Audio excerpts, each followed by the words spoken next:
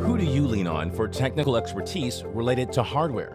Supply Technologies customers rely on us to provide assistance and development for new products and enhancement to existing products. Integral to our utilization of technology, such as 3D modeling and 3D printing, is our staff of engineers. With our engineering expertise, Supply Technologies is able to provide design recommendations and cost-saving ideas while working with our customers' engineering product development teams.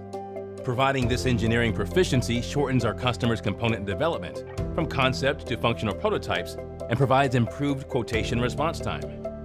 Collectively, this shortens the product development cycle and time to market. Our assistance includes creation of 3D models through utilization of our CAD station and SolidWorks software.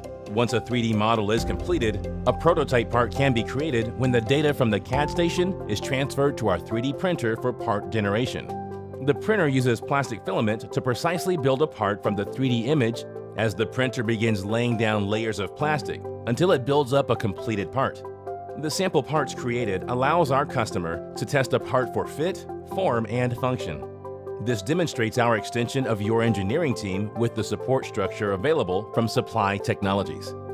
Our commitment is to help our customers manufacture products better, smarter, and faster.